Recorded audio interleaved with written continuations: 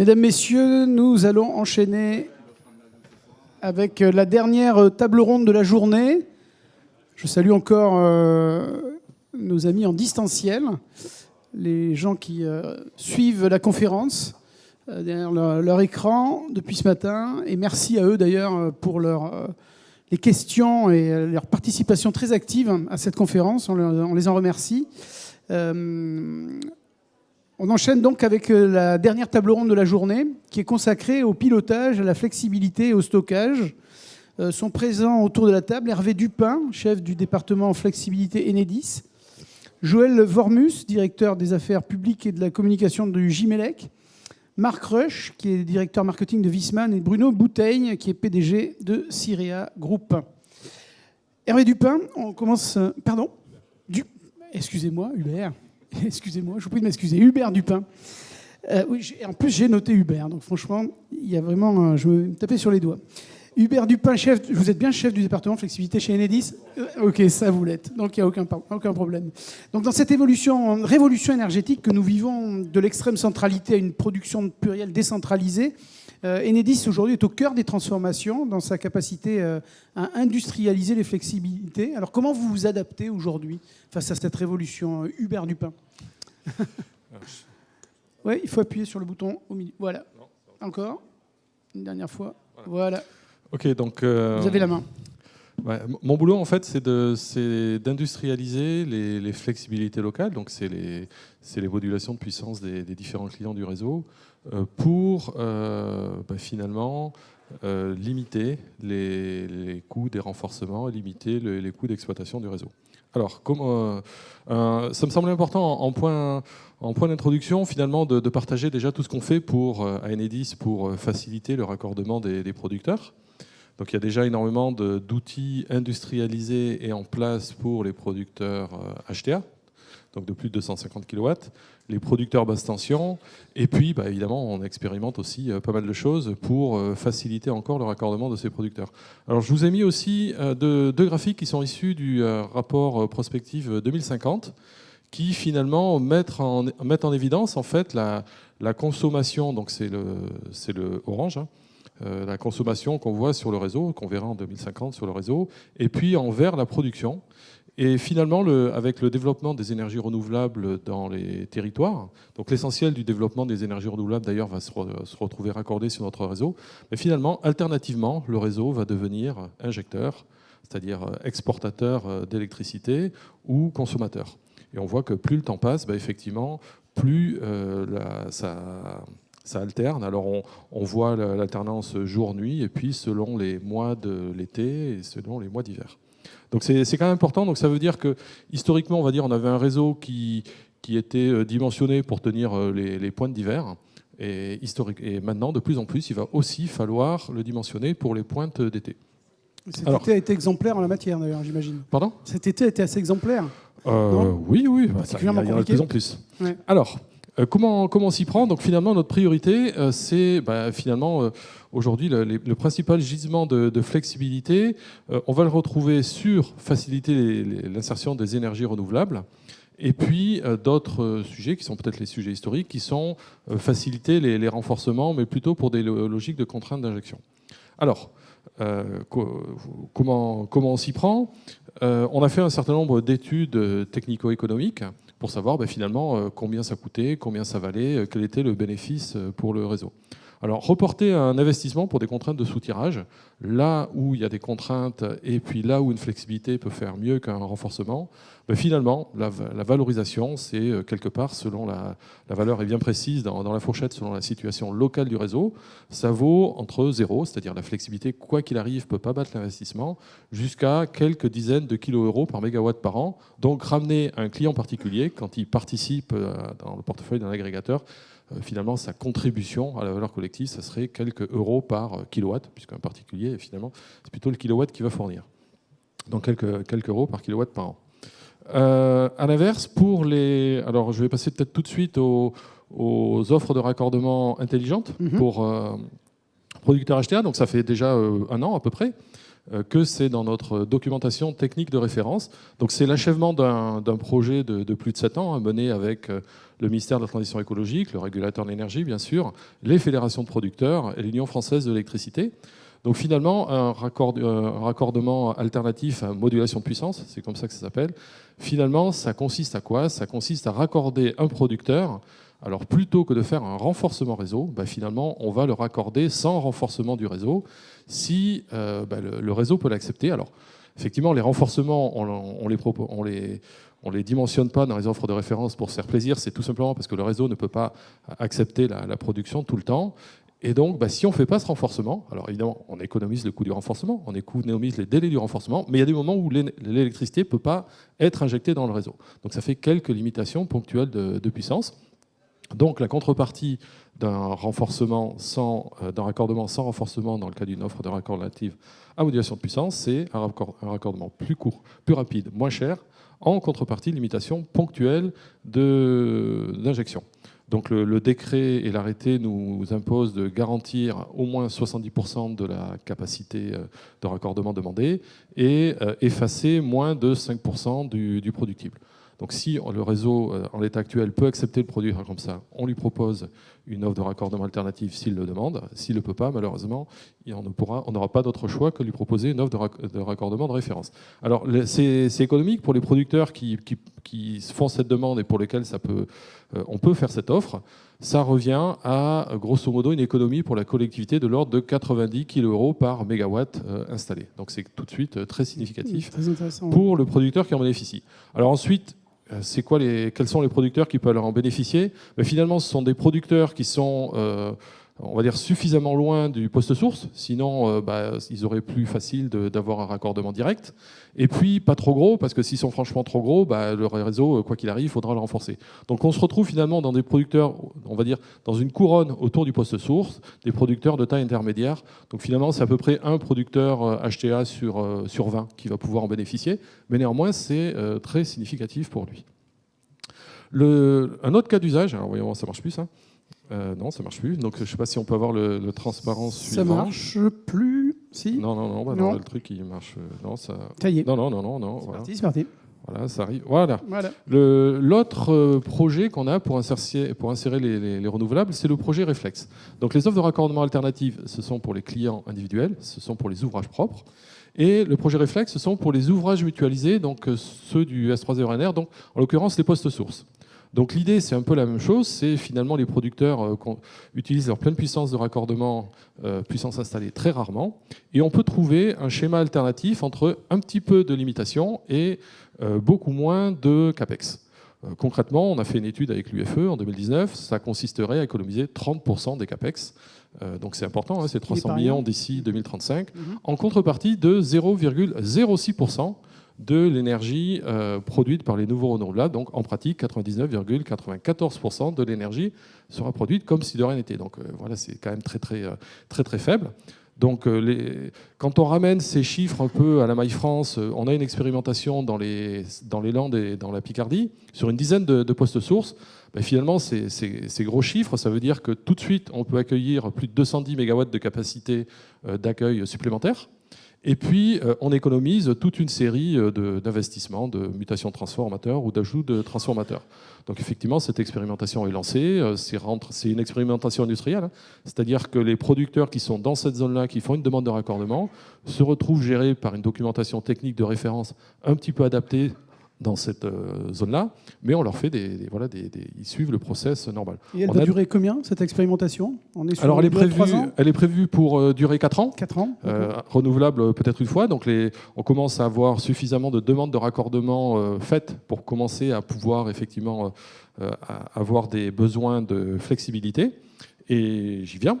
Les besoins de flexibilité, donc on va dire, on a une solution de repli qui est limiter directement les producteurs. Ça marche bien, ça marche partout. Mais finalement, la priorité, c'est de laisser ces électrons verts être produits et puis faire appel à des services de flexibilité pour absorber cette électricité qu'on ne peut pas évacuer. Donc ça, c'est vraiment notre plan A, cet appel au marché.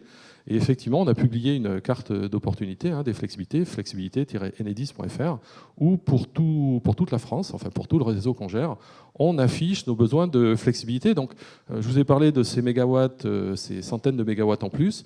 Finalement, dans les Landes, vous voyez que sur 5 transformateurs, on a affiché les besoins de flexibilité qu'on aurait à la cible. Donc ce sont quelques dizaines, voire une centaine de mégawattheures par an dans les Landes, un petit peu plus dans la Somme parce qu'il y a un petit peu plus d'éolien, et puis c'est des appels très très ponctuels. Donc finalement, ça c'est ce qu'on est en train de développer. Et puis j'en viens finalement, il y a un dernier cas d'usage qui finalement a pris beaucoup d'ampleur, c'est finalement les demandes de raccordement des producteurs aux alentours de 200-250 kW. Donc effectivement, il y a un arrêté tarifaire qui a favorisé l'émergence de ces projets-là.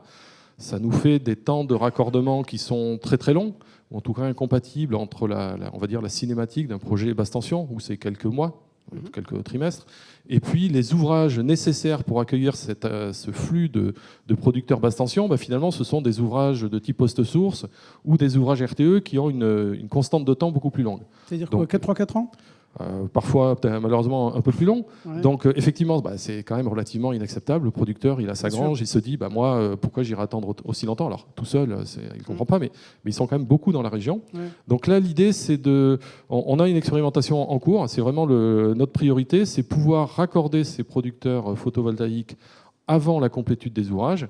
Et éventuellement, ça va faire appel à des besoins de flexibilité. Et donc, c'est comment on peut mettre cette mécanique en place. Alors, il y a un aspect contractuel, il y a un aspect très technique avec RTE, il y a un aspect aussi, bien sûr, technique chez nous. Donc, c'est vraiment notre priorité très opérationnelle en ce moment pour accueillir les énergies renouvelables. D'accord. Merci beaucoup. Vous faites donc beaucoup d'efforts. Vous avez été loué, d'ailleurs, par pas mal d'intervenants sur certains projets en disant merci Enedis. Vous avez été aussi notamment, peut-être, alors il y a eu une question dans le Cantal ou dans l'Aveyron, avec des problèmes de raccordement pour les problèmes de priorité, en fait, entre les grandes puissances et les petites puissances. C'est un sujet que vous maîtrisez C'est un peu ce dont je parlais. Il y a une file d'attente. Celle-là, elle est légale. Une file d'attente, voilà. Ouais. Et puis, on va dire, il y a la file d'attente qui, en fait, consomme des capacités administratives, on va dire. Et puis, physiquement, le temps que les gros projets se mettent en place, les petits projets, il y a de la capacité physique disponible, mais administrativement, en théorie, pas disponible. En gros, donc l'astuce, finalement, c'est de raccorder les petits producteurs plus vite que les gros projets arrivent, ce qui nous laisse le temps de faire les renforcements nécessaires. Et à la fin, tout le monde arrive à peu près à l'heure. Les petits producteurs ont pu produire en avant. Et quand les gros projets arrivent, ils ont les ouvrages qu'il leur faut. Parfait. Merci beaucoup Hubert Dupin pour toutes ces explications et pour cette nouvelle approche techno de la flexibilité pour Enedis. On passe avec vous, Joël Vormus. Vous êtes... Oui, c'est vous. C'est moi. C'est vous. Oui, c'est toujours moi. Voilà, c'est vous. Vous êtes directeur des affaires publiques et de la communication du GIMELEC, groupement des entreprises de la filière électronumérique française. En gros, tout ce qui est data center, monde des réseaux, industrie 4.0, c'est ça ? Alors mes adhérents, Vos adhérents. En une phrase, mes adhérents, ils conçoivent, ils fabriquent, ils fournissent et ils installent les solutions d'électrification et de digitalisation pour pas mal de marchés. Donc vous l'avez cité, donc l'industrie, le bâtiment, les data centers, les réseaux. Donc on retrouve notamment les fournisseurs de mon voisin, et puis la mobilité et tout un tas d'autres choses dont je ne parlerai pas, mais on fait pas mal de choses. Ok, on va pas se mentir, votre groupement avait il y a peu de temps encore un simple intérêt poli pour la flexibilité, ce que vous m'avez dit un peu. Un désintérêt poli. Je dis bien, parlons d'un désintérêt poli. Et depuis un peu plus d'un an, vous êtes penché sur le sujet, autant dire que votre prise de conscience s'est vite traduite dans les faits. Et vous avez lancé des projets concrets dont vous allez nous parler, notamment la création d'une méthodologie, c'est ça ? Voilà, alors je vais essayer de ne pas me mélanger les pinceaux. Allez-y. Nous, on a toujours été, en tout cas, nous et mes adhérents ont toujours été convaincus de l'intérêt de développer le marché de la flexibilité, en particulier dans le monde du bâtiment. Alors, la flexibilité, les marchés de capacité, je ne vais pas m'étendre, mais ils existent depuis un petit moment. Mais grosso modo, le marché de capacité, il parle en mégawatts, le marché du bâtiment, il parle en kilowatts, ou quelques centaines de kilowatts pour les gros bâtiments. Et donc, on n'est pas à la même échelle. Et donc, c'est une des premières barrières au développement de ce marché-là. Pour revenir, je bégaye, mais il y a un fort potentiel. On est convaincu du rôle majeur du bâtiment qu'il a joué dans la transition énergétique. Et donc, il y a un sujet pour se développer ce marché-là, c'est, vous l'avez dit, la méthodologie. Alors, le problème, c'est que puisqu'il n'y a pas de marché, à vrai dire, il n'y a pas de langage de la flexibilité dans le bâtiment. Et donc, ce sur quoi nos adhérents et nous-mêmes avons travaillé pendant de longues années, qui a jusqu'à présent, on va dire, suscité peu d'intérêt, c'était une méthodologie. Alors j'insiste bien, on parle bien de flexibilité, donc c'est à la fois, j'en parlerai peut-être un petit peu, vous l'entendez tous et toutes et tous à la télé, on parle beaucoup d'effacement en ce moment. Il y a bien un sujet aussi d'optimisation, mon voisin d'Enedis en a parlé, de capacité aussi d'absorber parfois des pics de production locale d'ENR. Et donc, on a pas mal travaillé sur cette méthodologie. Et une autre barrière, une fois celle-là franchie, c'est le caractère très éclaté du monde du bâtiment. Le monde du bâtiment, il est explosé. Et il y a un besoin, et le coût d'acquisition pour un agrégateur, il n'est pas le même que quand on parle à ArcelorMittal. Et donc, le sujet, c'est aussi maintenant de créer en fait un lieu de rencontre entre cette offre et cette demande. Et c'est ce sur quoi... Alors, on a plus travaillé, mais parce que l'actualité le veut, on a plus travaillé sur RTE sur ce sujet-là. C'est un sujet qui avance... alors, on s'en désole ou c'est compliqué, on est un peu des profiteurs de guerre nous aussi, mais maintenant, le sujet est très, très brûlant et donc c'est un projet qui avance assez rapidement. C'est ce que vous appelez le bon coin de la flexibilité, c'est une sorte de le bon coin de la flexibilité. On n'a pas trouvé de meilleur nom, mais c'est un peu le concept. C'est pas une place de marché, c'est-à-dire que c'est pas là où vous allez acheter. Un agrégateur va acheter de la flexibilité, c'est là où il va trouver des interlocuteurs et ensuite il va contractualiser derrière pour valoriser sa flexibilité. Alors moi, je peux peut-être montrer simplement parce que je suis tac. Donc là c'est la méthodologie en haut à gauche. Donc il y a un classement. Je le rappelle, donc, la brique technologique qui permet la flexibilité, c'est ce qu'on appelle vulgairement une GTB ou en anglais une Building Automation and Control System. Et selon on va dire, le niveau de performance que vous avez dans votre bâtiment, vous allez être classé selon des critères A à D, la puissance que vous pouvez moduler et puis le taux d'effort entre guillemets. Et ça, c'est un sujet qui parle beaucoup aux agrégateurs. Et puis le deuxième schéma, c'est celui qui est en bas à droite, c'est en gros la plateforme où on peut rentrer. Alors, elle fait pas que mettre en relation des gens. Elle aussi, elle récolte des données. Il y a un vrai sujet d'intérêt public. Hein. Donc, nous, évidemment, on représente des acteurs privés, mais on est convaincu de l'intérêt aussi d'un portage public parce que ça apporte pas mal de choses. Et on a eu d'ailleurs l'occasion de faire quelques expérimentations avec des intervenants précédents. Donc ça, c'est plutôt le temps long, même si ça s'accélère aujourd'hui. Alors le temps court, je pense que c'est juste avant, c'est la problématique de l'hiver 2022. L'hiver 2022 et 2023. 2022-2023. 2023-2024, enfin, je vous apprends rien, c'est un sujet un peu structurel ces prochains hivers. Alors, on n'a pas découvert le sujet il y a 2 mois, on a commencé à travailler sur ce sujet en février 2022. La guerre en Ukraine n'était pas déclarée encore, mais on savait bien qu'il y allait avoir un petit sujet d'équilibre offre-demande cet hiver. Et donc, on a notamment mené, alors je vous ai mis 2 graphiques, on a notamment mené avec nos adhérents et leurs bâtiments des expérimentations de flexibilité en cas d'éco-watt rouge. C'est-à-dire, en gros, on a travaillé avec RTE et un jour, on a convenu d'un jour où on a envoyé un signal éco-watt rouge et on voyait ce que ça pouvait donner dans un bâtiment tertiaire. Je vous ai mis quelques résultats.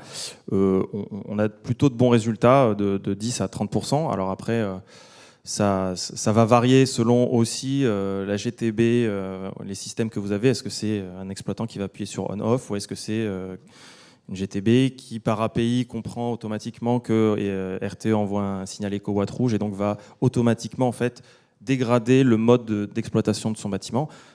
Des modes d'exploitation dégradés, c'est une baisse de la température de consigne, c'est des charges plus lentes dans le bâtiment, c'est couper l'eau chaude en période d'éco-watt rouge. On peut imaginer plein de choses, mais encore une fois, je parle de l'hiver, mais on peut très bien imaginer ces mêmes systèmes pendant l'été, où on a un surplus de production photovoltaïque, par exemple. On peut très bien imaginer un tunnel de confort de climatisation. On va baisser, pour valoriser au maximum, on va baisser la température de consigne, on va faire tourner plus les groupes froids, on va dire, quitte à les couper ensuite, laisser dériver au fil de la journée. On va accélérer la charge des IRV. On peut imaginer plein de choses. Donc là, il faut vraiment garder en tête que ça a été une simulation à la baisse. On peut aussi imaginer des simulations à la hausse. Et alors, je vais finir avec mon troisième slide. J'ai parlé de l'urgence du moment où on est beaucoup sollicité. Ça me permet à nouveau d'insister. Il y a vraiment un sujet très sémantique, en fait, où notamment l'État, où on se bat, nous, à notre échelle, pour bien parler de flexibilité.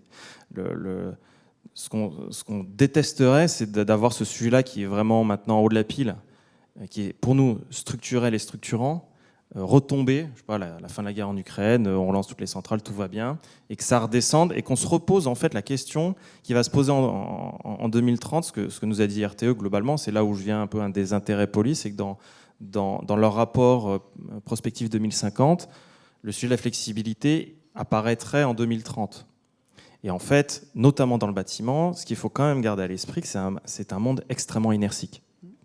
Vous faites une réglementation thermique, je ne vous apprends rien. Ouais. Le temps de comprendre, que les acteurs de ce secteur-là comprennent, qu'ensuite ce soit mis en œuvre, il y a beaucoup, beaucoup de temps. Et donc 2030, en fait, c'est demain pour le monde du bâtiment.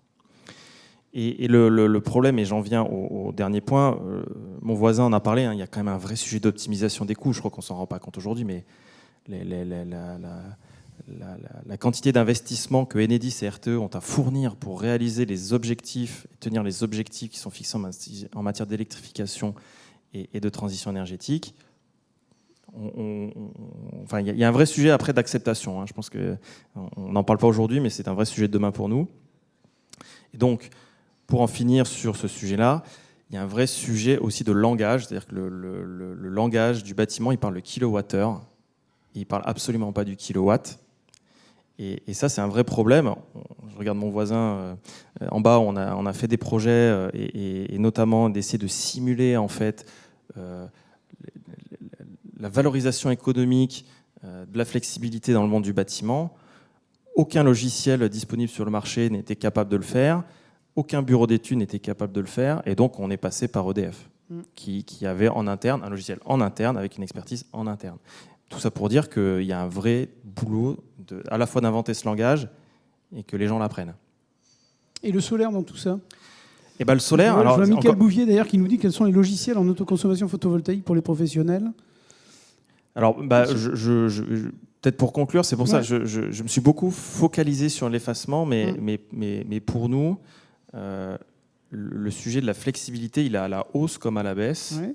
Et le photovoltaïque, mais mon voisin en a parlé un peu, il y a aussi une logique d'optimisation des coûts locaux, de manière à, si on développe la flexibilité, ça va dégager des espaces pour des projets pour se connecter.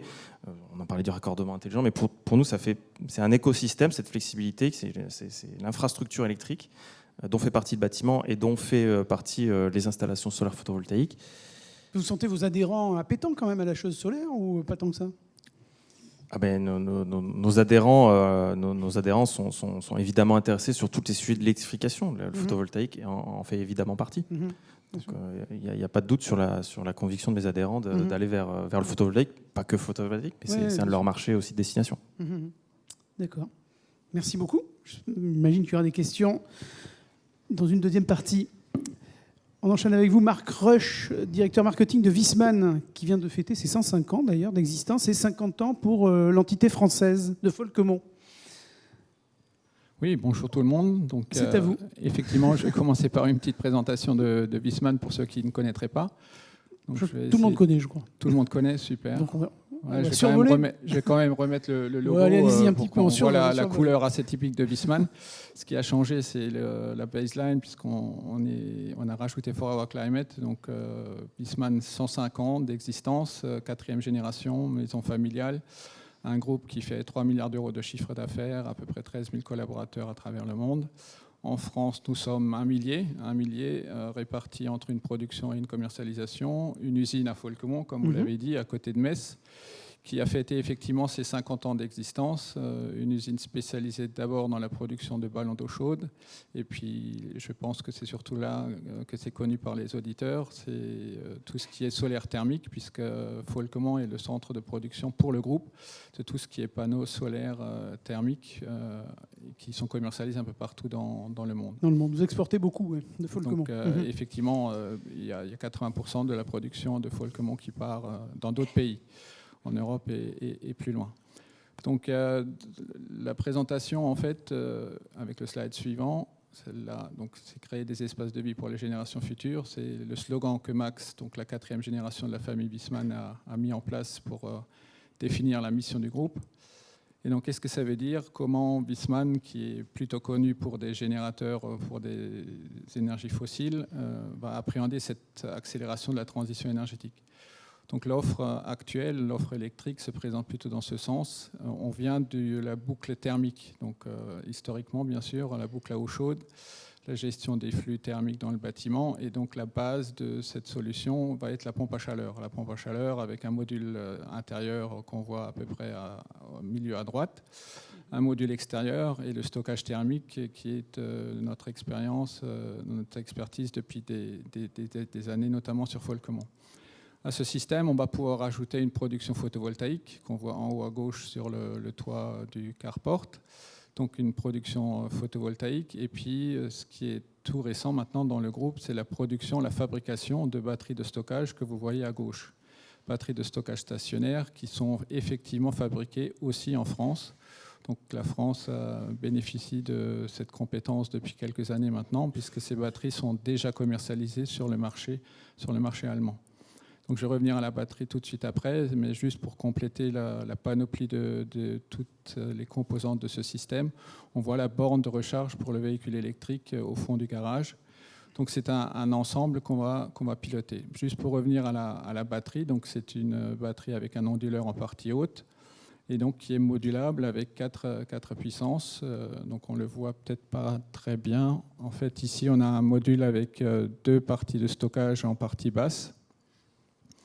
On peut rajouter une 3e partie, ce qui fait des puissances de 4 kWh, 8 kWh et 12 kWh. Donc 3 niveaux de puissance. Et donc l'intérêt, c'est on est fabricant de solutions du hardware, mais on fait aussi tout ce qui est intelligence autour. Et donc c'est la slide suivante, si elle veut bien venir, exactement. Donc c'est un Energy Management System qui va nous permettre d'optimiser et de piloter en fait les consommations et les productions. Enfin, pas piloter la production puisque le soleil, on ne va pas l'arrêter, mais au moins piloter tout ce qui est consommation dans le bâtiment et pouvoir donner des priorités au niveau de la charge, par exemple. Bon, là, en l'occurrence, c'est une pompe à chaleur. On peut imaginer très bien une climatisation ou un fonctionnement, rafraîchissement de nos pompes à chaleur réversibles. On imagine aussi, puisqu'on a des stockages d'eau chaude sanitaire avec épingle électrique qu'on peut piloter grâce à ce système aussi. Et donc la borne de recharge de véhicules électriques. Et en haut à droite, les 2 petits logos, il y a un petit logo qui s'appelle Vicaire où vous avez le smartphone qui permet en fait aux particuliers de piloter son installation connectée et de définir les priorités. S'il veut par exemple recharger en priorité le véhicule électrique, il pourra le faire en définissant les priorités avec l'application Vicaire. Et donc le petit logo à droite, avec plusieurs petits symboles blancs à l'intérieur, c'est VGuide. C'est en fait l'outil de gestion du professionnel qui va pouvoir gérer tout un parc de pompes à chaleur. Là, c'est plus au niveau de la maintenance, au niveau des défaillances, et voir un peu l'état de fonctionnement de son parc de pompes à chaleur ou de chaudière. Vous avez une forte demande aujourd'hui sur les batteries. Je crois que vous doublez votre capacité de production, c'est ça, sur Folquemont ? Oui, donc la batterie ne peut pas être commercialisée en France à partir de début 2023. Elle est déjà commercialisée depuis 2 ans sur le marché allemand. Et effectivement, vu le contexte énergétique international, et en particulier en Allemagne, il y a une forte demande pour tout ce qui est stockage et photovoltaïque en Allemagne. Donc effectivement, la production va être doublée. Et pour la France, vous le sentez aussi ? Ça va être commercialisé, vous me dites, en début 2023, hein, c'est ça ? Ça va être commercialisé en 2023. Ça veut dire qu'il y a une vraie demande aussi. Il y a une attente. On a vu l'ensemble de notre réseau très, très récemment et il y a une vraie demande des particuliers, mais je crois qu'on l'a déjà entendu au cours de la journée. Il y a une forte demande vers tout ce qui est photovoltaïque, avec notamment des optimisations pour pousser au maximum l'autoconsommation. Est-ce que vous pouvez revenir en détail sur votre système Viessmann Energy Management, là, sur l'effacement fournisseur ? Donc en fait, ça c'est... Cet exemple qui est assez intéressant en Allemagne que vous menez. Oui, c'est en fait là on est... J'essaie de revenir en arrière. Non, ça ne marche pas. Voilà. Un coup en avant. Merci. Donc là, en fait, on est à l'échelle du bâtiment avec l'application Vicaire. On a l'application Vigid qui permet en fait à un installateur de gérer son parc. Et si on va à une échelle encore au-dessus, c'est une offre qui a été proposée en Allemagne. C'est un projet expérimental qui s'appelle Vflex, qui doit rassembler quelques centaines d'utilisateurs, de propriétaires de pompes à chaleur, qui doivent effectivement proposer ou être d'accord plutôt de couper leur pompe à chaleur pendant un maximum d'1 heure pendant la journée. Donc quand on dit couper, ça veut dire que c'est plutôt décaler le fonctionnement de leur pompe à chaleur puisque les besoins en chaleur du bâtiment ne vont pas changer. Donc on va tout simplement décaler le fonctionnement de la pompe à chaleur. Et l'idée, c'est... Donc ça, c'est la petite pub pour dire que c'était fait avec un gestionnaire de réseau qui s'appelle 50 Hertz, qui est dans le nord-est de l'Allemagne. Et donc en fait, l'idée, c'est de dire Viessmann a l'information de tout son parc de pompes à chaleur qui sont connectées. Et grâce à ces informations, en fait, on arrive à savoir quelle va être la courbe de consommation de l'ensemble de ce parc. Et donc, la plage verte est une plage de flexibilité qui va être proposée au gestionnaire de réseau. Et le gestionnaire de réseau, s'il décide qu'il a besoin de baisser sa puissance, il va donner l'information à Viessmann, et Viessmann, à distance, bien sûr avec l'accord des particuliers qui ont signé cette offre, il va couper tout un parc de pompes à chaleur à travers le nord-est de l'Allemagne. Donc ça, c'est le principe. Alors c'est de l'intelligence artificielle, vous êtes connecté aux prédictions météo, c'est ça ? En fait, on joue sur toute une série de paramètres, toute une série d'informations qui sont collectées. Bien sûr, l'historique des consommations du bâtiment et donc tout ce qui est prédiction météo, des petites informations du type congé, calendrier des congés, puisque ça va jouer sur les besoins, si les gens sont absents ou présents dans leur maison. Et donc, avec beaucoup de data, avec beaucoup d'intelligence artificielle, d'optimisation, et puis aussi pas mal de flexibilité au niveau de nos programmeurs, on arrive à affiner les modèles et à affiner les courbes de prévision de consommation. Et qu'est-ce que gagne le consommateur à faire ces efforts-là, finalement ? Sur ce premier, donc c'est un projet expérimental, le particulier, en l'occurrence, qui signe cette offre, il a un avantage de 120 € sur sa facture annuelle. Ah, c'est pas mal. C'est pas mal. Ouais. Pour conclure ? En fait, pour conclure, l'idée, c'est on est passé de l'échelle du bâtiment à l'échelle du parc de l'installateur, à l'échelle d'un gestionnaire de réseau dans le nord-est de l'Allemagne. Et en fait, Viessmann est raccordé à une plateforme qui s'appelle Equigi et qui peut permettre effectivement un déploiement. Donc tout est en place si ça marche, si cette première étude est concluante. Un déploiement sur quelques pays, comme vous le voyez en vert.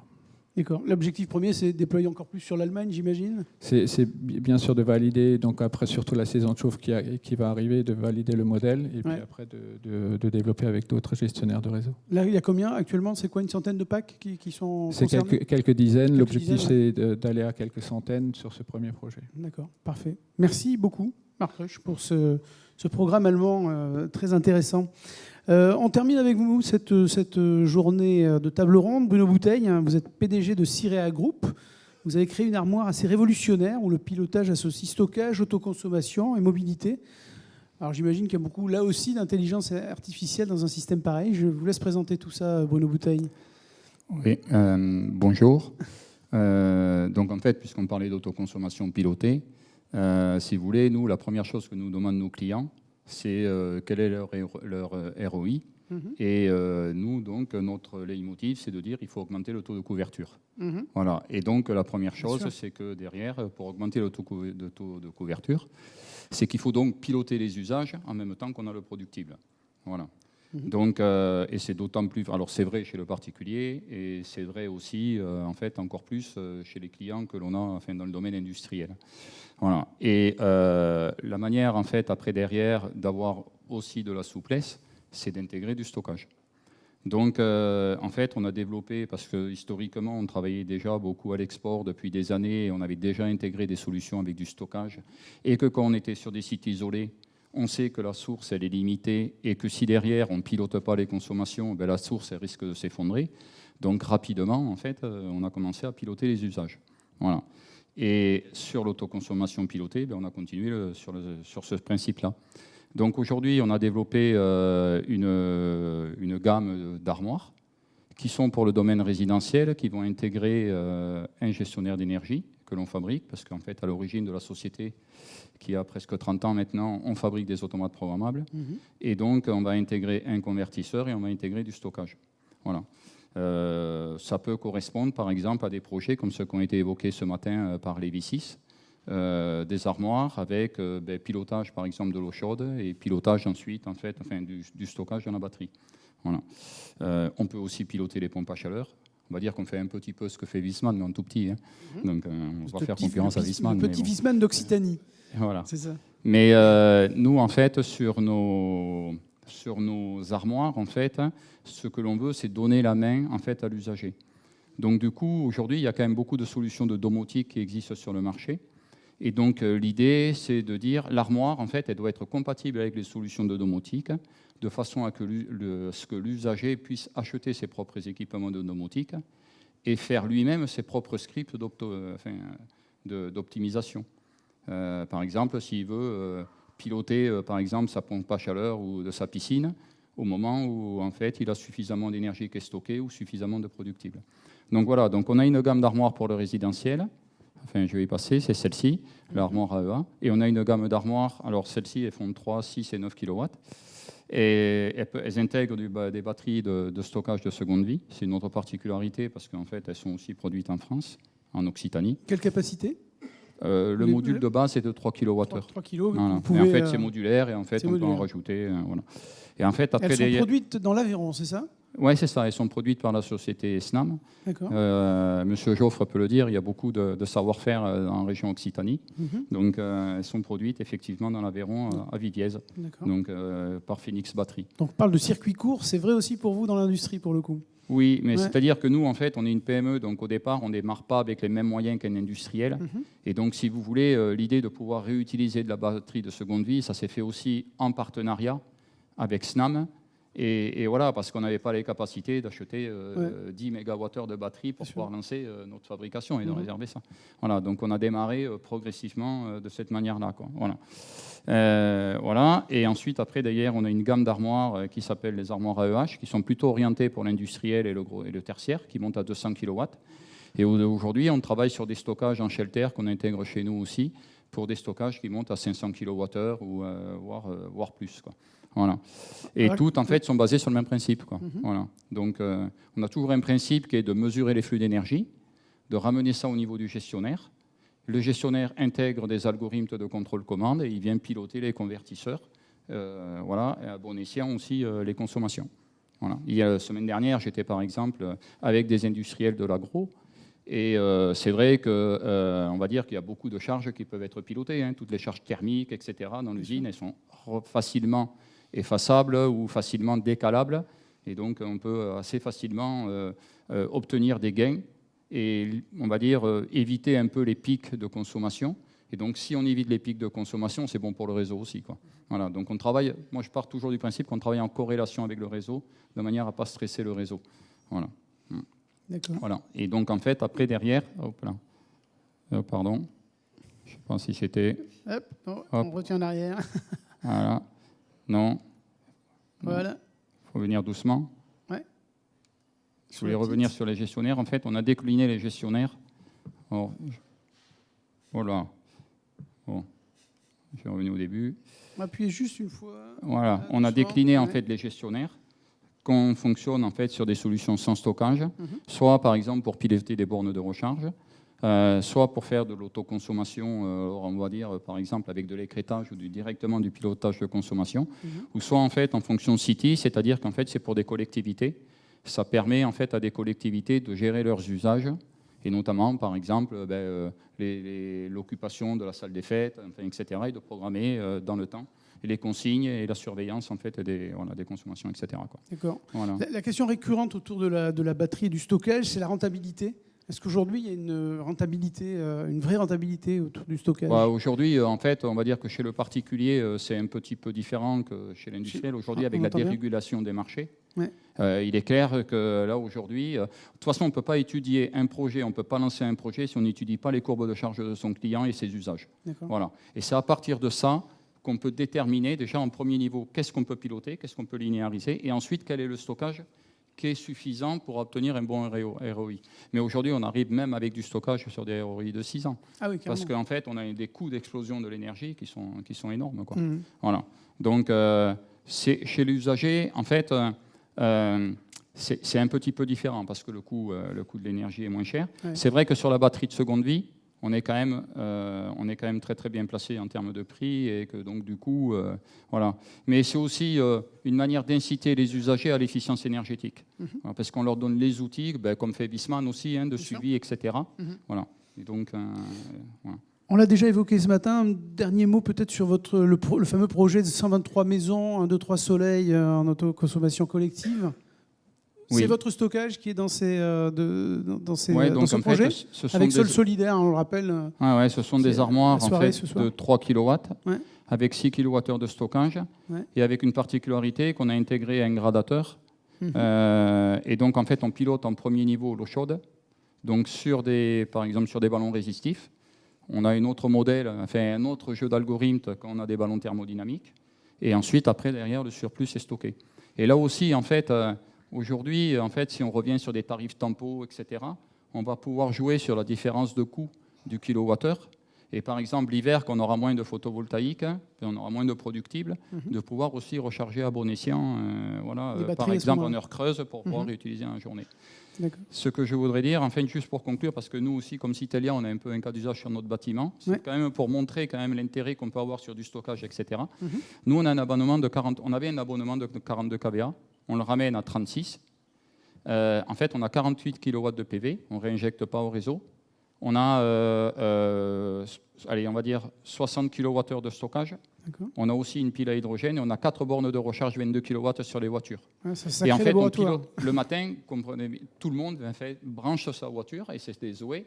Et tout le monde soutirait 22 kW si on ne régulait pas les bornes, pour éviter en fait d'avoir un appel de puissance qui est trop important. Voilà. Et donc on arrive à avoir, nous là on arrive à économiser à peu près 14 000 € de carburant par an, et on arrive à avoir un taux de couverture sur l'année qui est supérieur à 60%. Voilà. Et je peux vous dire qu'on a fait de gros investissements sur les parties électriques. En 3 ans, en fait, on est passé, on est quasiment au même niveau de consommation soutirée au réseau que ce qu'on était auparavant, 3 ans avant, sans avoir les machines qu'on a, etc. Toutes les voitures aussi. Et sans les voitures et tout ça. D'accord, voilà. Un bel exemple, probant. Voilà. Ok, merci beaucoup, Bruno Bouteille, pour ce témoignage passionnant. Merci à vous. Est-ce qu'il y a des questions dans la salle? Oui, c'est une question. Hein. Je vous chambre un peu, c'est la fin de journée.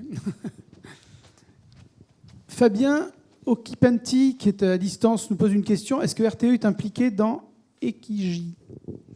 Qui peut me répondre? Non, vous n'avez pas l'info. Fabien, nous n'avons pas l'info. Voilà.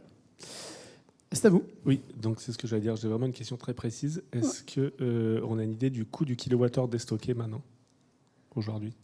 Le prix du kilowattheure déstocké. Bruno Bouteille? Ça part déjà du principe à combien on l'a stocké. Eh oui. En fait, j'ai une question très concrète Allez-y. d'un industriel qui me dit, vu les prix qu'on lui propose, l'écart qu'il y a entre les heures creuses et les heures pleines été-hiver, il dit je vais stocker quand c'est le moins cher et je vais utiliser quand on me propose du mégawattheure à 1 000 €. Donc je voulais savoir à combien ça revenait maintenant de déstocker du kilowattheure. Enfin, moi, je pars du principe. Alors, je vais vous donner une autre réponse. Voilà. Je veux dire qu'à partir d'un coût du kilowattheure qui est, on va dire, autour de 18 centimes, avec nos batteries, ça commence à être intéressant en fait de stocker. Voilà. Mais voilà. Et en fait, aujourd'hui, même si on a un coût du PV produit qui est, on va dire, initialement sans stockage de 8 centimes du kilowattheure, en fait, vous sortez avec un coût qui est autour de 25. Voilà, il faut le rapprocher en fait après des coûts que vous pouvez avoir sur le marché dérégulé, quoi. Est-ce que ça répond à votre question? Tout à fait. Ok, super.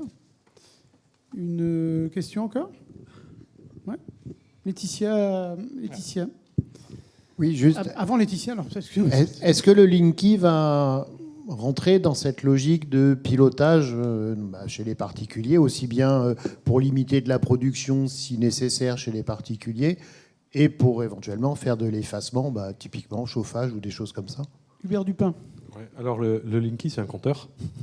Non, mais c'est un compteur qui permet d'accéder à des courbes de charge. Donc il intègre, certes, mais il permet de dire toutes les 30 minutes, finalement, quel est le profil d'injection et de consommation du client. Donc si le client s'efface, effectivement, on peut voir une variation dans sa consommation et lui dire tu t'es effacé de combien. Ensuite, le Linky, il a des dispositifs qui s'appellent des contacts secs, c'est le vieux contact heure pleine, heure creuse.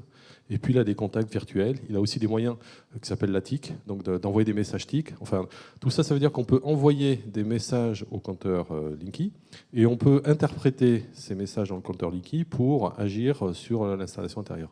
Donc on a des dispositifs qui sont mis à disposition des fournisseurs pour finalement, comment ça s'appelle, pour adapter les messages qui arrivent sur le compteur. Par exemple, on a un dispositif qui s'appelle Linky Pointe Mobile Fournisseur. Donc vous avez le heure pleine, heure creuse, et puis le fournisseur, il peut décider à un moment donné un tarif différent. Et pendant cette pointe, effectivement, le Linky passe dans un état, ça peut compter dans des compteurs, dans des index différents, ça peut envoyer des signaux différents. Donc en fait, on est juste un transmetteur, et en fait, c'est le fournisseur qui a accès au Linky.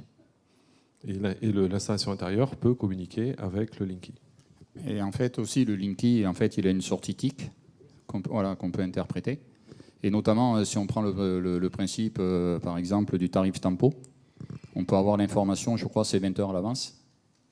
Et donc en fait, on peut décider ensuite, à partir de l'information donnée par le Linky, de pouvoir piloter ses usages derrière. Nous, dans l'occurrence, par exemple, de recharger les batteries, quoi. En fait, oui, le Linky, je ne sais pas s'il est installé, il est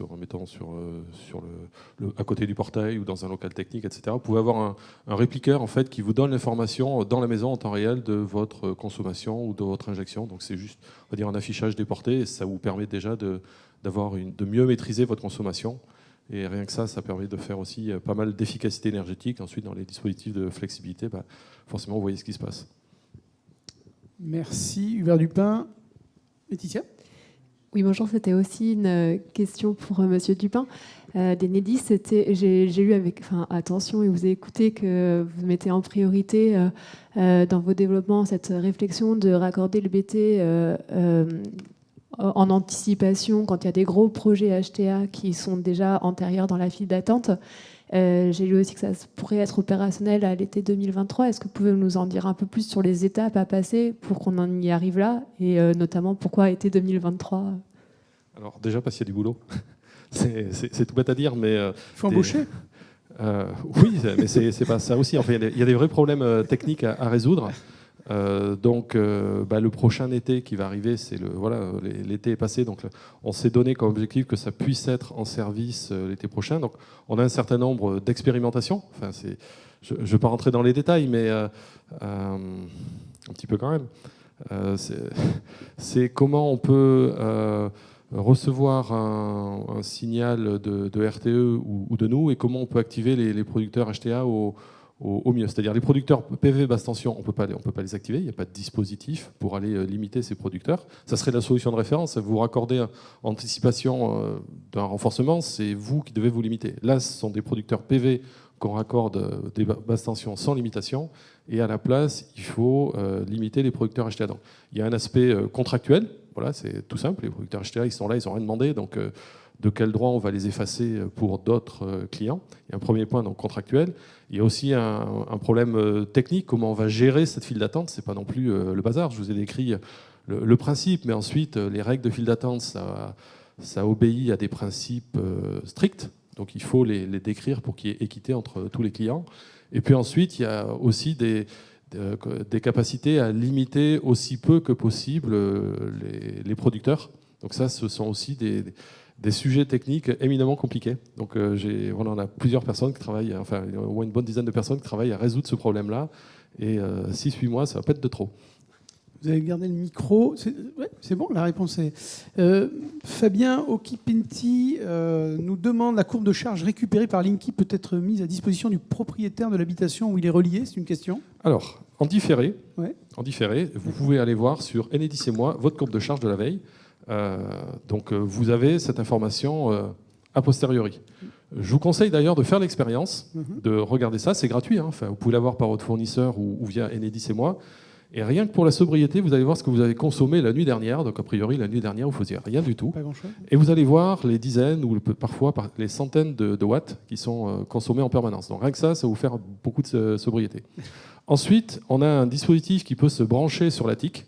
Donc j'en ai un dans le sac, mais vous pouvez le brancher sur la TIC et finalement ça permet de lire ce message-là et l'envoyer par radio chez vous. Alors ça se branche sur Internet et Internet, vous pouvez le lire de chez vous. Donc vous avez un petit dispositif qui se branche sur le compteur physiquement, qui est en contact avec un dispositif que vous mettez chez vous branché avec votre box sur Internet, ce qui fait que vous pouvez piloter avec un smartphone où que vous soyez votre installation et avoir en instantané la puissance que vous consommez chez vous. Donc il y a plusieurs fabricants de TIC, hein, mais c'est un petit boîtier qui se branche, et oui, vous pouvez l'avoir. Donc vous répondez aussi à la deuxième question, du coup, l'interface de lecture de Linky disponible pour le propriétaire de l'habitation où il est installé. Oui, il y a plusieurs fabricants, je ne suis pas là pour faire de la pub, mais c'est un petit machin qui se branche dessous. C'est très facile. D'accord. Alors une dernière question, et après, ça sera la dernière en présentiel. Quid des batteries virtuelles, messieurs? Est-ce que vous avez un avis sur les batteries? Joël Vermus, peut-être? Les batteries virtuelles? Juste une info pour ce qui se passe en Allemagne. Wiesmann est fournisseur d'énergie. Et donc, il y a une communauté de producteurs PV. Et donc, selon la souscription, effectivement, ils bénéficient d'un stockage virtuel qui peut aller jusqu'à 200 kWh par an. D'accord. Et vous en pensez quoi, du coup, du stockage virtuel? C'est quelque chose d'assez intéressant. C'est une offre qui intéresse pas mal en Allemagne. Ouais, donc, effectivement, de pouvoir décaler la production d'été et puis peut-être en hiver, quand il y a beaucoup de guirlandes autour de la maison, de les faire tourner. Pour des Noëls lumineux, c'est ça, hein? Dernière question. Oui. Ah non, pas dernière, alors avant-dernière. Bonjour, Emmanuel Manoretoni, le Butagaz. On a parlé un peu plus tôt dans la journée de garantir une réduction ou une stabilité de la pointe de consommation pour pouvoir réduire les coûts de raccordement ou faciliter l'intégration des ENR dans le réseau. Et je voulais savoir, en fait, sur les retours d'expérience des projets, peut-être notamment les projets dans le tertiaire, l'industrie, à quelles conditions est-ce qu'on peut arriver, d'après ce que vous avez vu, à garantir une réduction de la pointe de consommation? Peut-être plutôt pour Syria et pour le Gimelec. Bruno Bouteille. En fait, de toute façon, il y a des équipements sur lesquels on a la main et des équipements sur lesquels on n'a pas la main. Donc déjà, voilà. Et ensuite, on ne pourra piloter que les équipements sur lesquels on a la main. Et bien sûr, on va décider, on va définir quelle est la pointe maximale qui est admissible par rapport à l'effacement qu'on est capable de piloter. Je veux dire, voilà. Et donc ça déterminera, en fait, ça déterminera la puissance potentielle qu'on l'on peut reverser au réseau, quoi. Voilà. Donc, mais ça part de l'étude que l'on fait en amont et de bien déterminer en fait les c'est souvent chez un industriel, et c'est de déterminer en fait quelles sont ses puissances et comment en fait elles sont pilotées. Et ensuite, on peut mettre en place aussi des systèmes d'automatisme qui permettraient en fait de faire un peu comme fait Office and Delester chez le particulier pour mettre des protections. Voilà. Mais ça, effectivement, si ensuite après on rajoute des équipements qui eux ne sont pas pilotés, on n'est pas maître après derrière de la courbe. On ne peut pas être totalement maître de la courbe de consommation. Ça fait sourire Joël Vormus. Non, je vois les questions qui s'effacent pour dire merci. La garantie, en fait, alors dans l'industrie, le monde de la maîtrise de la pointe, il passe, en tout cas pour nous, il passe par le marché de capacité. Je pense que l'industrie, notamment électro-intensive, est très à l'aise avec ces mécanismes-là. Ça fait très longtemps qu'elle joue dedans. Un acteur, la CRE pourrait beaucoup mieux en parler que moi, mais les pénalités sont excessivement dissuasives si on ne respecte pas l'effacement qu'on s'est engagé à faire contractuellement avec l'agrégateur. Donc c'est la même logique, c'est-à-dire que ce marché il vient aussi avec des engagements. Si on le fait dans le tertiaire, alors le tertiaire, le problème c'est ça n'a jamais été un vrai sujet dans le tertiaire, donc il n'y a jamais eu vraiment d'études, il n'y a jamais vraiment eu de données, donc on est vraiment au début. C'est compliqué de dire sur le potentiel, mais en termes de sanctions, c'est la même logique, c'est-à-dire qu'on crée un marché. Mais l'engagement des acteurs du tertiaire, il est aussi de respecter ces clauses contractuelles. Et s'il ne les respecte pas, il va avoir un certain nombre de kilos euros à payer qui vont lui passer l'idée de recommencer. Juste pour finir, en fait, on aurait plutôt aussi le problème en fait, du surplus qu'on pourrait réinjecter au réseau et qu'on veut limiter. Voilà. Et donc ça, les systèmes de régulation aujourd'hui, ça va se connecter sur les onduleurs aussi pour limiter la production si en dernier recours, on ne peut pas piloter des charges de concert avec le productible. Voilà. C'est surtout ce problème-là qu'il faut éviter, quoi. Parfait. Merci pour ces explications très techniques. Dernière question. Oui, juste dernière question. On parle beaucoup éducation, formation. Je suis centre de formation et je n'arrive pas à avoir de compteur Linky pour de la formation. Est-ce que c'est possible? Vous en avez un ou pas, Urbain Dubin, sur vous? Non ouais, enfin, je ne suis pas le bon interlocuteur, donc, mais si vous me donnez vos coordonnées, j'essaierai de trouver quelqu'un. Bon, merci pour cette question gag. Et une dernière question pour le coup. Oui, je voulais savoir pourquoi vous n'autorisez toujours pas l'injection du réactif pour les installations photovoltaïques sur le réseau basse tension, alors que les onduleurs font ça depuis plus de 10 ans, que les Allemands, les pays nordiques l'appliquent. C'est même valorisé par les gestionnaires de réseau sur ces pays-là. Vous-même, Enedis, avez fait des projets sur des smart grids qui ont prouvé qu'on pouvait augmenter le nombre d'installations photovoltaïques sur un réseau, alors que, soi-disant, avec 10 installations actuellement, le réseau est saturé. Pourquoi est-ce qu'on ne va pas vers ça, qui semble être une solution que tout le monde approuve? C'est prévu dans quelques semaines, en fait. Au 1er novembre. La DTR, elle est en train d'être mise à jour. Voilà. Il faut être patient jusqu'au 1er novembre. Ça va aller. Enfin, début novembre. Voilà, merci beaucoup, messieurs, en tout cas.